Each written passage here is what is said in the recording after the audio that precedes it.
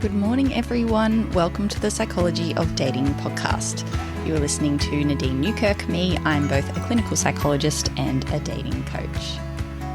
For today's episode, I want to share some questions that were asked on the dating coaching program that I have just started running in February, which is really, really exciting. And these include individual sessions. So I've had pre-group sessions with each member to figure out exactly where their unique kind of stuck spots are in dating and what goals, what they really want to get out of the program. And then we've just started the 12 weeks of weekly group sessions. And if you're listening to this it's the 9th of February in Sydney, Australia. If you're listening to this, we've just done the first group session. If you're interested in jumping in late, I do offer the first few weeks, you can jump in a bit late for a discounted price and still get the most of the dating program because each week is self-contained. So there's new skills, kind of tools for the dating and navigating the early stages of when you're starting to meet someone and then when you're in a relationship. And the last 3/4 or half of the group is Q&A and also coaching for anyone who wishes, who has questions, who's feeling stuck. And you get this every week. So it's a really helpful way to stay accountable, to get that weekly support. And I have to say, I just love groups because it's such a nice environment where people are working on the same goal and you really get the energy from that. If you are interested in joining and popping into this group or any of my future groups, you can also message me on my website, nadineNewkirk.com, and you can find a link to that in the episode show notes. All right, let's jump into what some of the Q&A questions were from the first coaching program that I was running on Monday. So these are questions around online dating and how to make sure that you're not feeling burnt out. How do you make it a long-term gain rather than jump on the apps, feel tired after a couple of weeks, like, nothing's working, I'm too tired, it takes too much time and energy, and then you jump off it and you're not doing anything for 6 months. The first question that I want to answer is how long to spend messaging when you're on the dating apps. Because people do find that they get this yo-yo of doing a lot. It can be exciting if you're getting matches and you get that little notification ding and suddenly you're texting while you're at work, when you're at home, it's kind of bleeding into all of your day, but then it's also tiring you out. Or you're finding that you're just avoiding it altogether and it's also not helping because then you're not being able to create those dates. So part of you wants those dates because you've signed up to the apps for a reason, but then you're also avoiding and not engaging with it. So how long to spend on it? Everyone has a little bit of a different battery level of energy, of social energy and things like that. But what you want to do is figure out, okay, once a day, how much time can I slot in where it can be consistent regardless of my mood, regardless of the circumstances. So there's going to be some days where you are really fatigued or you've got some extra critical thoughts or maybe you're feeling more energetic that day. Then there's going to be other days where you're really busy and you're slammed at work or you've gone on holidays and things are a little bit different. Your schedule's different, your structure of the day is different. And we want to figure out how to stay on the apps regardless of this. There are times when you might take a very intentional dating break, but that's for a different episode. But for now, you want to think of what is a reasonable amount that I can stick with, if I think about, I'm going to set that as a goal and then I feel exhausted or daunted by it after 2 days, you want to make sure that it is bite-sized, that you can achieve it. So generally I suggest for people to start with, what about 20 minutes, half an hour? And I really recommend as well turning the notifications off the apps. You don't need to be texting someone in real time to start a connection to ask them on dates. And apps on our phones are designed to keep you on them longer. That is what they're designed to do. And those little red notification numbers, they release dopamine in your brain. that reward center, and they're designed to be addictive to get you on them.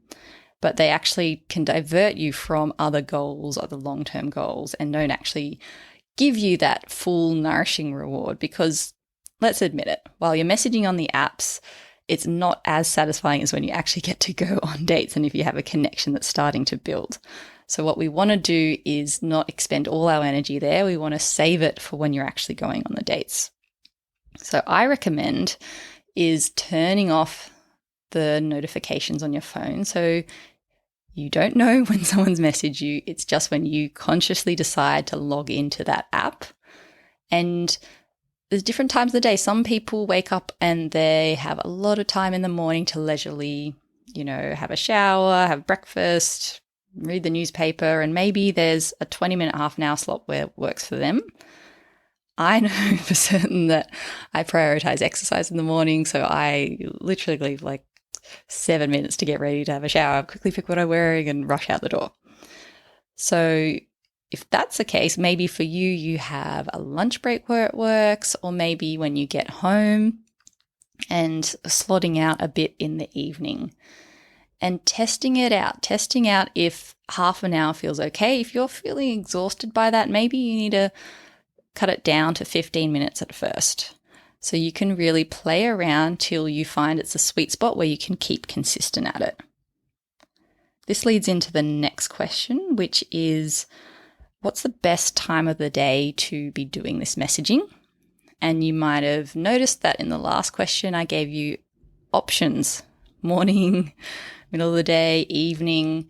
And that's because it really is unique to you and your kind of prime times. They say some people are early morning people, some people are, night owls. I know my prime time is early morning. If I have a project I want to work on, if I have something high energy active, I will usually do that at the beginning of the day. And that just works for me, where other people find that it takes a while for their system to log online, like a computer starting slow, and they actually have really good energy levels in the afternoon or evening. So when you decide to do messaging, what you want to do is pick a kind of ideal prime time, and also making sure that your other basic needs are met before you do the messaging. If you're anything like those people who get hangry, where you get really kind of irritable, angry if you haven't eaten, it's not a good idea to jump on the apps beforehand, because we know that whatever state you're in, whatever mood you're in, can really filter and bleed into how you perceive the people on the apps when you're swiping, and also how you read messages.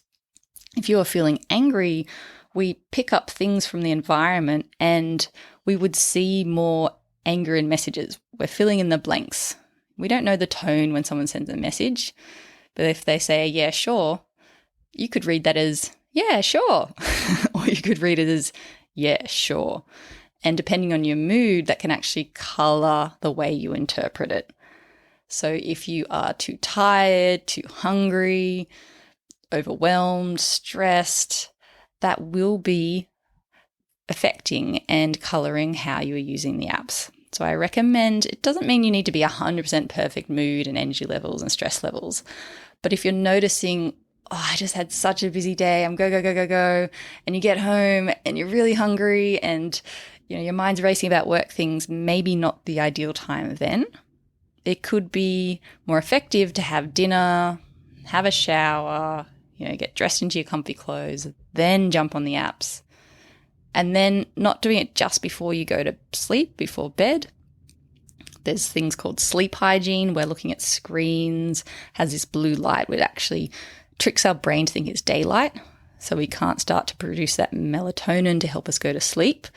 So I recommend using the apps and then doing some calming activity that you normally do before nighttime, whether it's read a book or something like that. And the third question I want to cover today is, how many dates should you go on per week? And again, this is one of those annoying psychology answers where it's quite unique to each person. Everyone has different levels of social batteries. I know I have one friend who could do a social thing every evening after work and, multiple things on a weekend. I consider myself social, but not at that level. I can do maybe a few things during the week.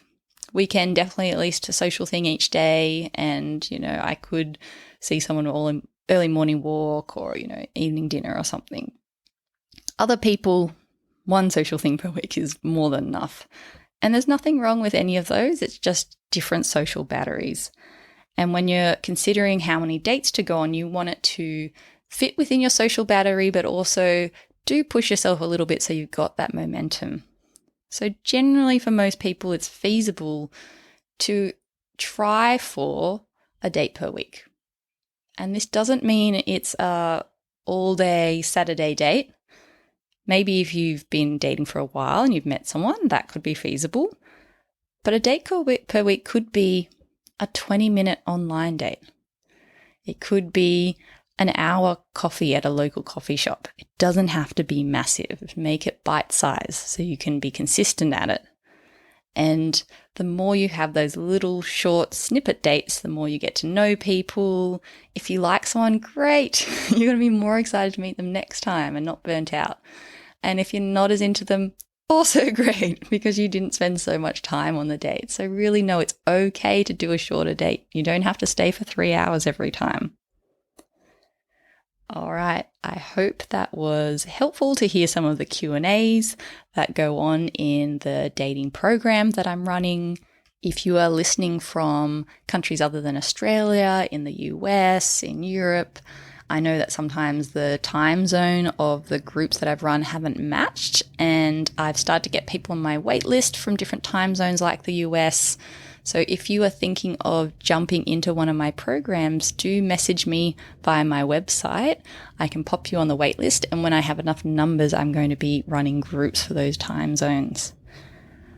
I hope you have a lovely day or night wherever you are, and I'll speak with you all next week.